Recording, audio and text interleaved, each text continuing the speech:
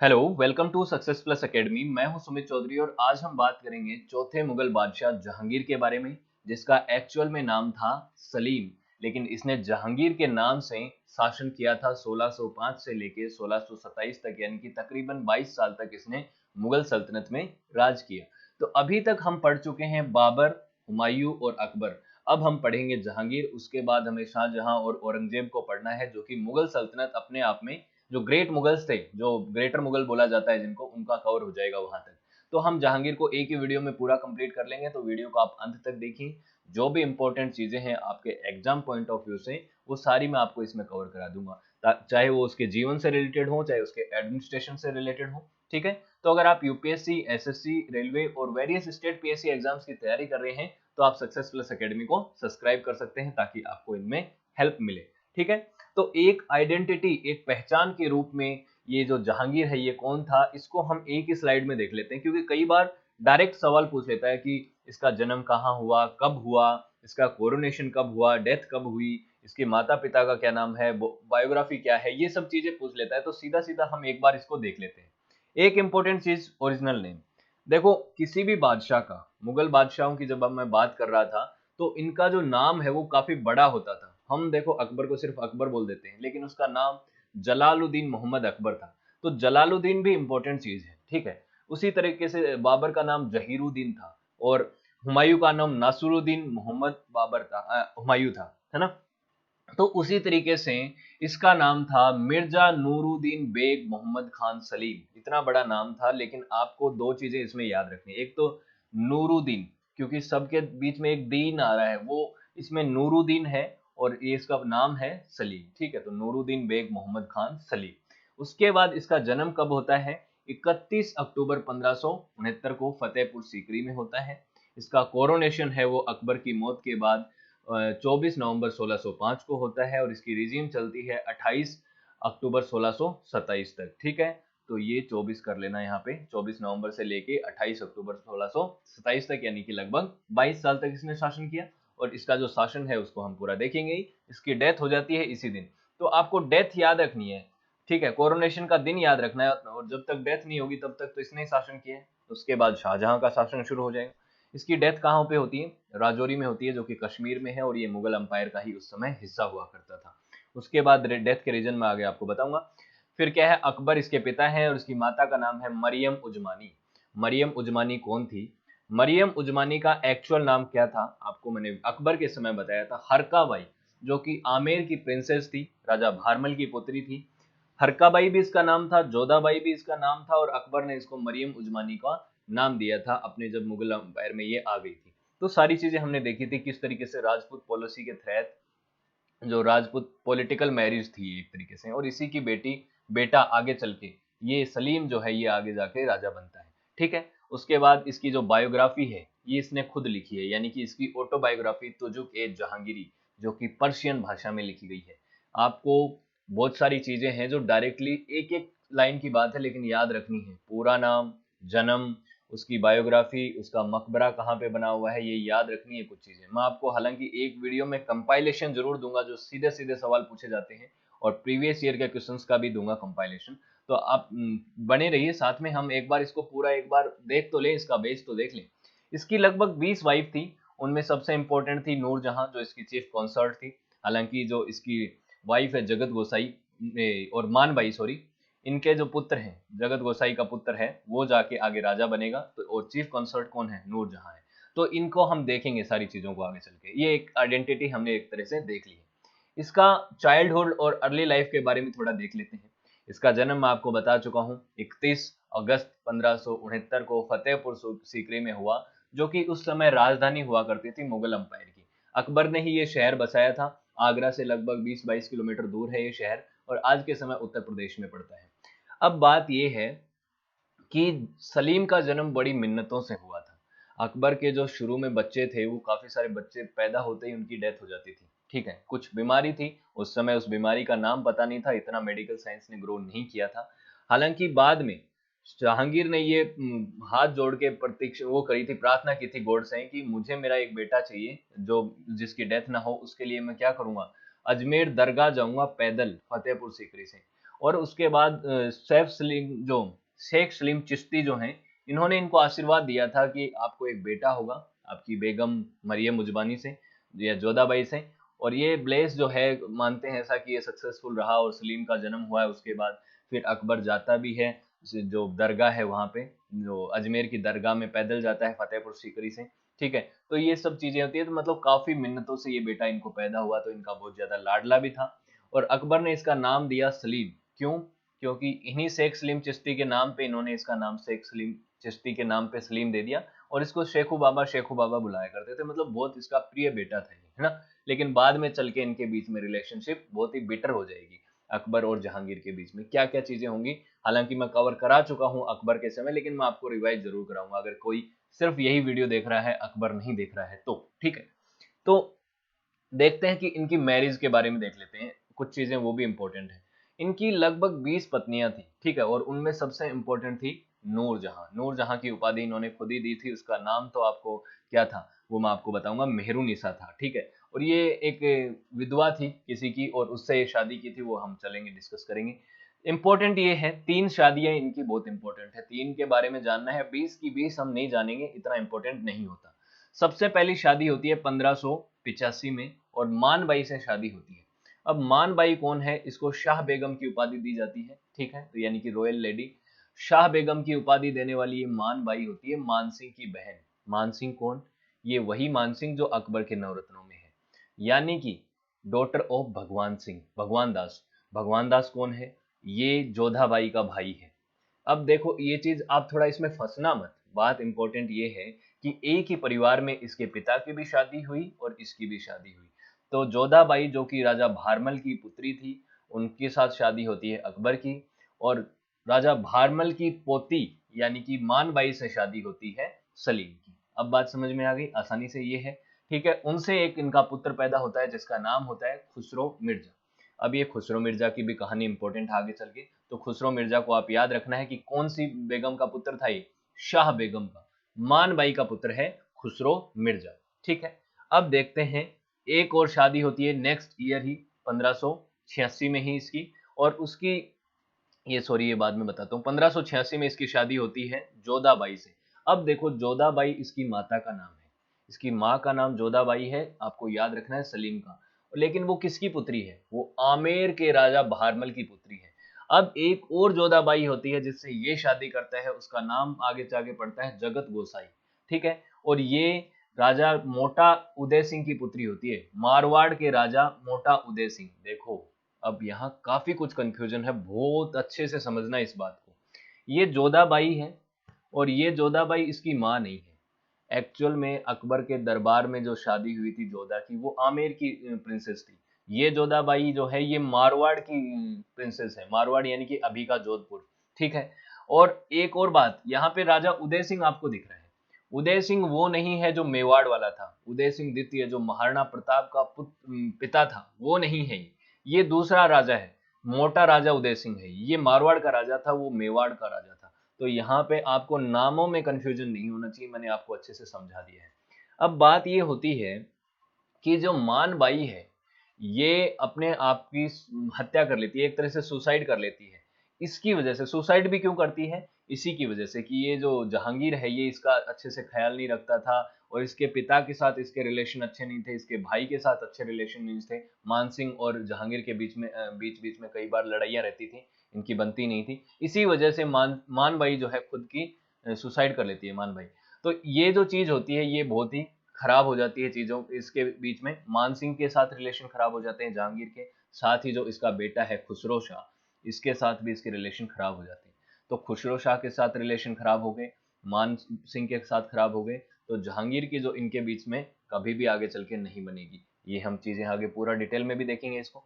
अब बात आती है कि जोधाबाई, जोधाबाई या फिर जगत गोसाई, इसका ही पुत्र आगे चल के शाहजहां वो बनता है, राजा बनता है, यानी कि खुर्रम। इसका नाम खुर्रम होता है, बाद में इसको शाहजहां की उपाधि जहांगीर ही देता है जब साउथ में कैंपेन ये जीत के आता है तो उस समय।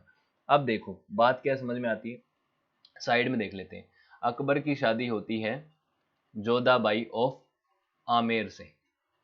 ठीक है, इसका पुत्र है सलीम, और इन दोनों का पुत्र सलीम है। ठीक है, अकेली का नहीं, अकबर की और भी रानियां थी, लेकिन जोधा से जो पुत्र पैदा होता है वही सलीम है। अब सलीम की शादी एक और जोधा से होती है, जो कि है रानी कहाँ की है, जो कि है मारवाड़ की, मारवाड़ की रानी है, प्रिंसेस है। अब इन दोनों का पुत्र आगे चल के शाहजहां भी रूल करता है मुगल सल्तनत में। यानी कि दो जोधा हुई मुगलों के, यहाँ पे दो जोधा आई और दोनों का ही पुत्र आगे चल के क्या बनता है, राजा बनता है। ये इंपॉर्टेंट चीज है।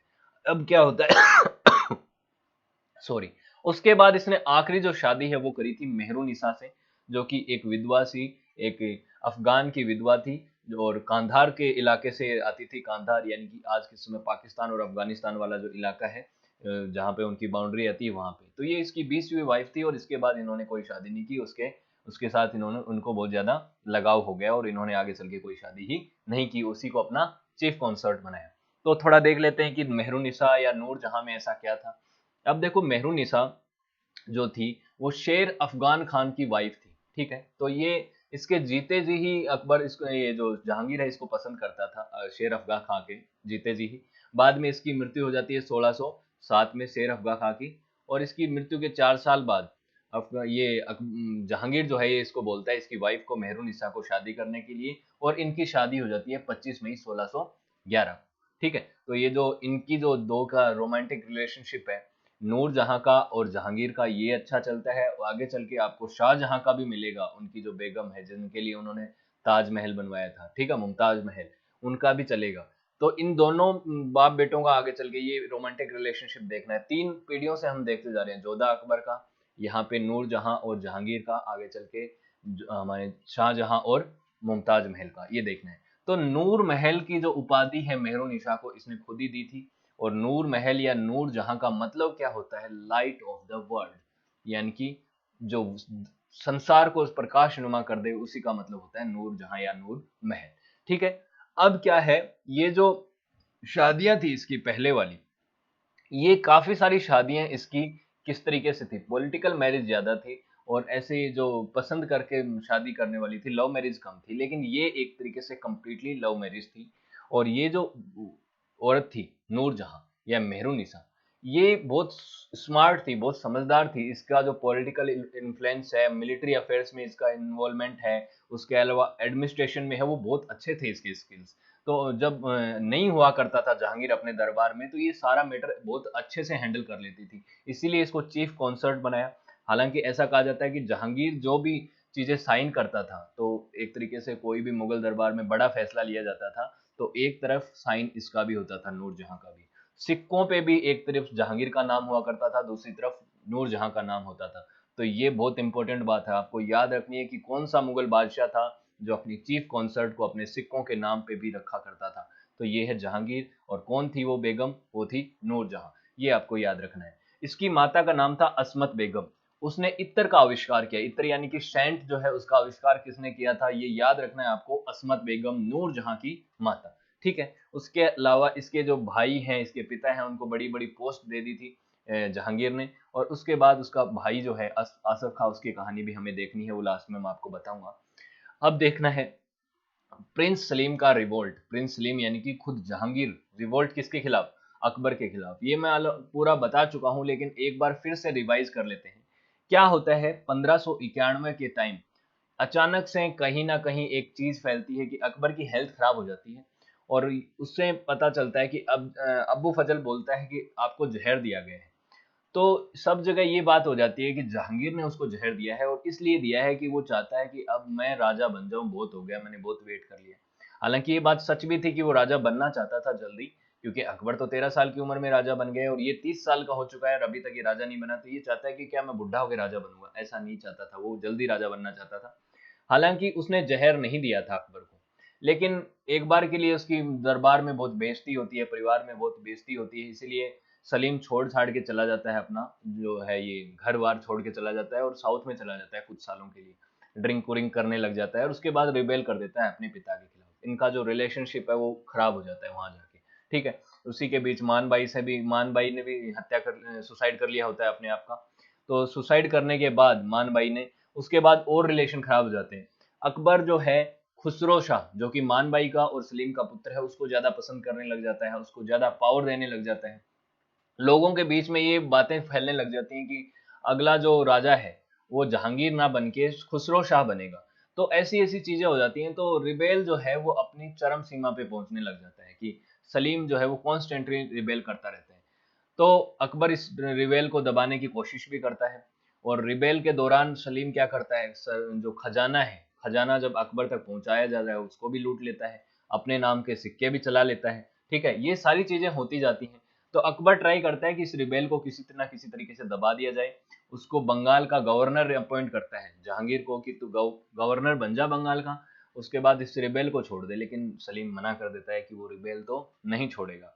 उसके बाद अकबर अपने जो उसका फेवरेट दोस्त है और उसके नवरत्नों में शामिल है अब्बू फजल, अब्बू फजल को भेजता है कि जाओ और उसको कन्विंस करो किसी ना किसी तरीके से, कन्विंस करो कि सलीम आ जाए मेरे पास वापस और ये जो रिबेलियन जो वाला काम है ये जो है ये छोड़ दे। लेकिन अब्बू फजल को पसंद नहीं करता था जहांगीर, इसीलिए अब्बू फजल की हत्या करवा दी बीर सिंह बुंदेला के हाथों। ठीक है, बीर सिंह के बुंदेला के हाथों अब्बू फजल की हत्या करवा दी 1602 में। यहां से और ज्यादा बिटर रिलेशन हो जाते हैं, ये 1602 तक की बात है। 1602 में इसी दौरान क्या होता है, इसी के भाई होते हैं जहांगीर के मुराद और दनियाल, उनकी भी मृत्यु हो जाती है। अब क्या हो गया देखो, 1599 से लेके 1605 के बीच में इनके परिवार में 3 मृत्यु हो चुकी है। एक तरफ मानबाई ने सुसाइड कर लिया है, दनियाल की मृत्यु हो गई, मुराद की मृत्यु हो गई। तो इनके बीच में फिर पिता पुत्र के बीच में एक तरीके से वो आता है, सिंपैथी वाला रिलेशनशिप है जो है वो आगे बढ़ना, ग्रो करना शुरू करता है कि चलो परिवार जा रहा है, छोड़ देते हैं ये रिबेलियन वाली एटीट्यूड, सब छोड़ देते हैं। और 1604 आते आते जहांगीर अपने राज दरबार में वापस आ जाता है। जहांगीर वापस आता है और अपने पिता को सॉरी फील बोलता है कि मैंने जो किया वो सही नहीं था। और अंतिम रूप से जब अकबर जब की मृत्यु हो रही है उस समय तक ये इसको एक तरीके से कन्विंस कर लेता है। काफी सारे लोगों को ऐसा मानना है कि जहांगीर अकबर ने जहांगीर को अपना उत्तराधिकारी अपॉइंट किया। कुछ लोगों का ऐसा मानना है कि उसने कुछ अपॉइंट ही नहीं किया, हालांकि इनके जो रिश्ते थे वो ठीक हो गए थे, अकबर ने माफ भी कर दिया था जहांगीर को। लेकिन उसने कुछ ये अपॉइंट नहीं किया था कि कौन मेरे बाद मेरा वारिस होगा। इसी वजह से आगे चल के कुछ लड़ाई भी होती है खुसरो और इसके बीच में, वो देखते हैं। अब देखो, अकबर की डेथ हो जाती है। उसके बाद अक्टूबर 27 1500 नहीं 1605 को अकबर खुद जो सलीम जो है वो खुद को थ्रोन पे वो घोषित कर देता है कि मैं हूं अगला बादशाह, और जहांगीर का नाम टाइटल लेता है। जहांगीर का मतलब होता है कॉन्करर ऑफ द वर्ल्ड, यानी कि विश्व विजेता। जहांगीर के नाम से ये बैठता है सिर्फ थ्रोन पे। अब देखो, मैंने यहाँ पे 27 अक्टूबर 1605 बताया है, लेकिन शुरू में मैंने क्या बताया था, देखो यहाँ पे देखो, यहाँ पे मैंने बताया 24 नवंबर 1605। ठीक है, इनके बीच में क्या हुआ, ये 27 को तारीख को अपने आप को घोषित करता है, लेकिन बाद में एक वो होती है चीज कि इसका जो पुत्र है वो इसको मानता नहीं है। कौन? खुसरो मिर्जा चाहता है कि वो राजा बने। खुसरो मिर्जा कहता है कि उसके दादा ने उसको अपना राइटफुल हेयर घोषित किया है। ऐसा कुछ था नहीं हालांकि, और ये ऐसे कोई वो मिलता नहीं है, लेकिन उसने ऐसा कहा कि जिस तरीके से पावर देता जा रहा था अकबर, तो अकबर उसी को अपना उत्तराधिकारी नियुक्त करता। लेकिन ये बात कहाँ मानने वाला था जहांगीर, और वो तो खुद राजा बन चुका था। उसने साथ ही साथ गाजी की उपाधि भी धारण करी। देखो, उपाधियां बहुत इंपॉर्टेंट हैं, टाइटल याद रखने हैं आपको। गाजी की उपाधि इससे पहले बाबर ने धारण करी थी जब उसने खानवा का युद्ध जीता था महाराणा सांगा के खिलाफ। ठीक है, उसके बाद इसने ही गाजी की उपाधि धारण की है। ठीक है, ये आपको ध्यान रखना है, जहांगीर और गाजी की उपाधि धारण की है जहांगीर ने या फिर सलीम ने। ठीक, उसके बाद क्या होता है, खुसरो मिर्जा रिवोल्ट कर देता है। अब इस रिवोल्ट को दबाने के लिए एक युद्ध होता है। उस युद्ध को कौन सा युद्ध बोलते हैं? भेरावल का युद्ध, भेरावाल का युद्ध बोलते हैं। इस भेरावाल के युद्ध में एक तरफ होता है खुसरो मिर्जा और दूसरी तरफ होती है जहांगीर की आर्मी। और हालांकि खुसरो मिर्जा को बहुत सारे लोगों का सपोर्ट होता है, उसमें होता है खुद मान सिंह की भी सपोर्ट होता है। उसके अलावा एक और इम्पोर्टेंट व्यक्ति होता है, कौन? गुरु अर्जुन देव जी। पांचवें सिखों के गुरु थे गुरु अर्जुन देव जी। ये भी चाहते थे कि खुसरो मिर्जा राजा बने, ना कि जहांगीर बने। जहांगीर को सब योग्य राजा नहीं समझते थे। आपको पता है जिस तरीके का इसका एटीट्यूड रहा है मुगल से अकबर के टाइम पे, तो जिस तरीके का रिबेलियन एटीट्यूड रहा उसकी वजह से इसको अच्छा नहीं मानते थे। इसके बाद क्या होता है, खुसरो मिर्जा को ये पूरी तरीके से इस रिबेल में हरा देता है, इस युद्ध में, भेरावल के युद्ध में।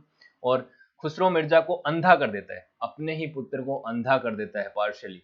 उसके बाद क्या होता है, अर्जुन देव जी की हत्या करवा देता है कि आपने क्या किया है, राजद्रोह किया है। राजद्रोह के नाम पे सिख गुरु अर्जुन देव की हत्या करवा देता है। अब आपको पता है गुरु रामदास को जो चौथे गुरु हैं उनको 500 बीघा जमीन दी थी इनके पिता ने, अकबर ने, और वहां पे जाके अमृतसर का मंदिर बना। तो उनका तो इस तरीके का एटीट्यूड था, और इसने अगले गुरु की हत्या ही कर दी। तो अब जाके सिखों का इनके खिलाफ एक तरीके से कैंपेन शुरू हो जाएगा। अब अकबर के समय तक सिख लोग जो थे वो अकबर के खिलाफ रिवोल्ट नहीं करते थे, लेकिन आगे चल के औरंगजेब के समय तो बहुत ज्यादा हो जाएगा, ठीक है, क्योंकि ऐसा काम ये करने लग जाएंगे। अब बात ये है कि ये जो खुसरो शाह है आगे चल के क्या होता है, जनवरी 26 1622 को इसकी हत्या कर दी जाती है प्रिंस खुर्रम के द्वारा, जो कि आगे चल के शाहजहां बनता है, ठीक है, जो इसका फेवरेट पुत्र भी था जहांगीर का। तो बात यह है कि अपने ही पुत्र को अंधा करना, उसको युद्ध में हराना और उसके बाद उसकी हत्या करवाना, इस तरीके का प्रोसीजर रहा रिवोल्ट। इस रिवोल्ट में खुसरो ने ये काम किया। हालांकि रिवोल्ट तो जहांगीर ने भी किया था, लेकिन अकबर ने उसको मरवाया नहीं, उसको अंधा नहीं किया, लेकिन जहांगीर ने ऐसा जरूर कर दिया। अब देखिए बात कि कौन कौन से इंपॉर्टेंट कॉन्क्वेस्ट हुए जिनको जहांगीर ने जीता। हालांकि अकबर ने इतना कुछ छोड़ा ही नहीं था इसके लिए जीतने के लिए, उसने बहुत ज्यादा युद्ध जीते थे, हमने पूरा डिटेल में देखा है। एक पार्ट हमारा पूरा इस चीज पे था 37 मिनट का कि अकबर ने कौन कौन सी लड़ाइयां जीती। तो उसने मेवाड़ को छोड़ दिया था। छोड़ क्या दिया था, मेवाड़ को जीत ही नहीं पाया था। आपको पता है महाराणा प्रताप की जो लड़ाई हुई थी हल्दी घाटी की, और महाराणा प्रताप ने कभी आत्मसमर्पण किया ही नहीं, तो मेवाड़ कभी पूरा नहीं हुआ और मेवाड़ के साथ उनकी कोई संधि नहीं हो पाई थी। तो एक तो मेवाड़ बचा था, एक दक्षिण भारत का कुछ हिस्सा बचा था जहां पे अकबर के जीते जी पूरा ट्रीटी साइन नहीं हुई थी। तो ये चीज रही थी।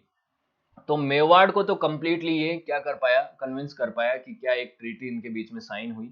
अब महाराणा प्रताप की मृत्यु हो चुकी थी और उनकी जगह आ गए थे उनके पुत्र राणा अमर सिंह, मेवाड़ के राजा बन चुके थे।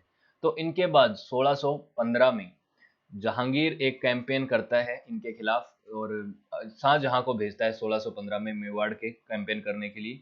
और उस कैंपेन में एक ट्रीटी साइन होती है जहांगीर के तरफ से और दूसरी तरफ राणा अमर सिंह के बीच में। तो ये ट्रीटी कई बार पूछ ली जाती है कि मेवाड़ और मुगलों के बीच में कब ट्रीटी हुई, तो 1615 में हुई। कौन कौन थे दोनों तरफ के रूलर, एक तरफ थे अमर सिंह मेवाड़ के राजा और दूसरी तरफ है जहांगीर। और इस ट्रीटी को सक्सेसफुल बनाने में किसका सबसे ज्यादा हाथ था, वो थे शाहजहां, ठीक है।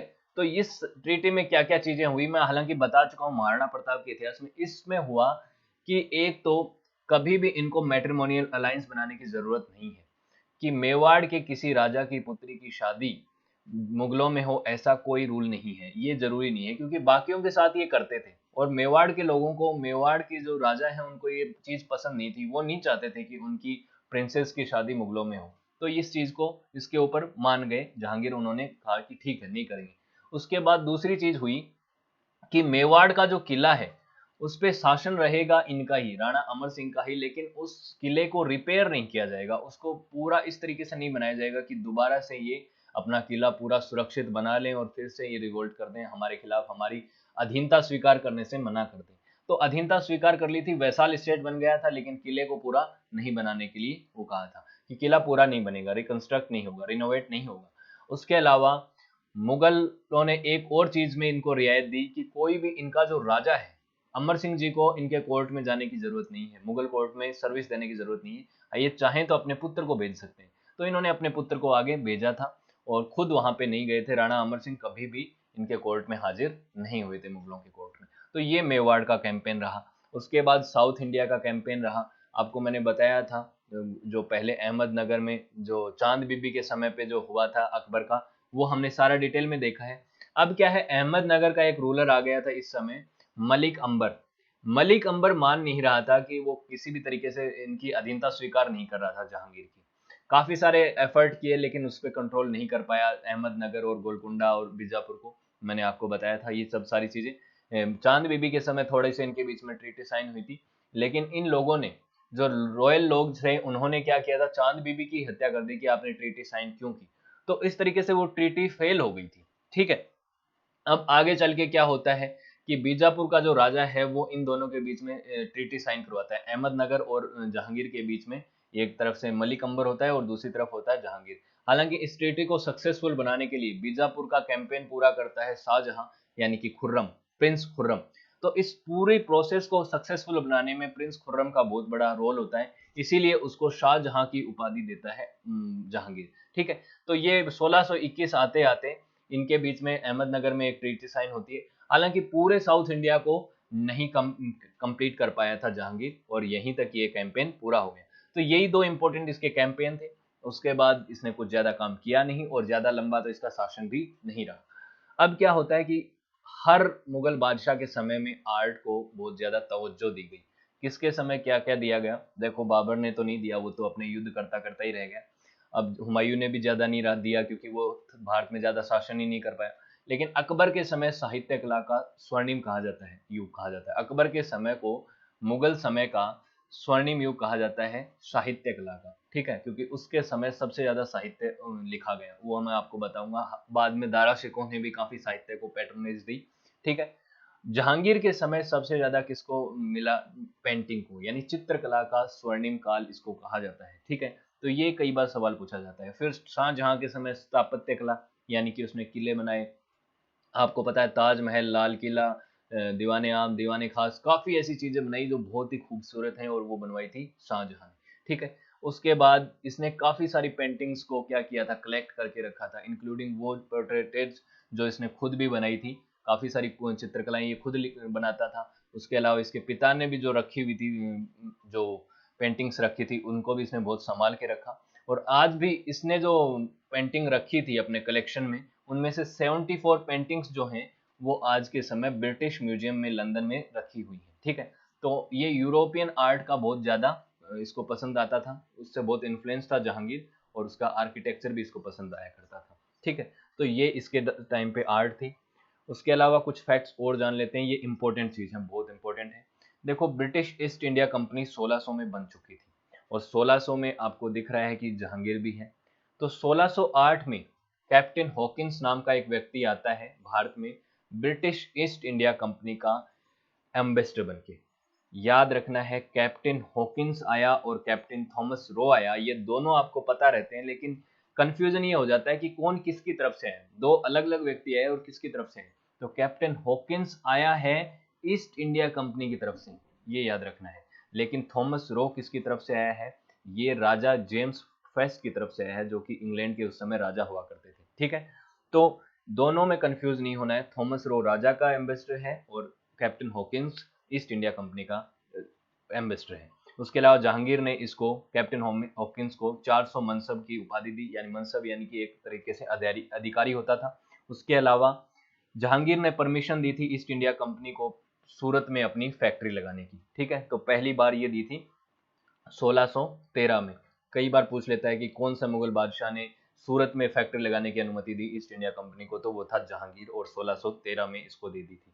उसके बाद इसकी डेथ कैसे होती है, इसकी डेथ हो जाती है सीवियर कोल्ड की वजह से, बहुत ज्यादा सर्दी यानी जुकाम की वजह से हो जाती है। 28 अक्टूबर 1627 को ये हो जाती है, कहाँ पे, कश्मीर में होती है हालांकि। और उसके बाद सराई जैसी जगह है, वहां पे इसको दफनाया जाता है, भीमबर में। ठीक है, लेकिन कुछ समय बाद इसकी बॉडी है उसको निकाल के, और कहाँ पे जाके दफनाया जाता है, जहाँ पे इसकी वाइफ का जो जो इसकी बेगम है नूर महल, वहां उसका मकबरा है, वहीं पे जाके इसको दफनाया जाता है। ठीक है, तो ये शाहबदरा है, शाहबदरा बाग है, शाहदारा बाग, वहां पे इसका मकबरा बना हुआ है आज भी। ठीक है, लाहौर में।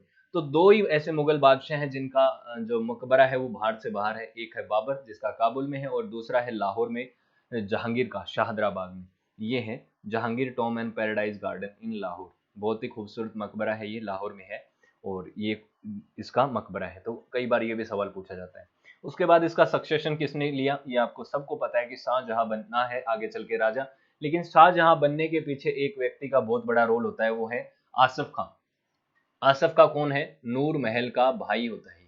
तो नूर महल का भाई शाहजहां का वो होता है, ससुर होता है एक तरीके से। शाहजहां, आसफ खान ने अपनी पुत्री का विवाह कर दिया होता है शाहजहां से, और इसीलिए आसफ खान चाहता है कि वही राजा बने, तो उसके रास्ते में आने वाली हर वो चीज को वो हटा देना चाहता है। तो वो क्या करता है, इनके मुगलों जो भी व्यक्ति इस सिंहासन का दावा कर सकता है, उस हर आदमी की ये हत्या कर देता है। सबसे पहले ये करता है शहरयार। शहरयार कौन है, शहरयार नूरजहां का दामाद है। अब देखिए, आसिफ खान ने अपनी बहन के दामाद की हत्या कर दी है, और ये दूसरा एक पुत्र होता है, ये ये पुत्र ही होता है जहांगीर का, लेकिन इसकी हत्या कर देती है। दाबर बख्श की भी हत्या कर देता है। दाबर बख्श होता है खुसरो का बेटा।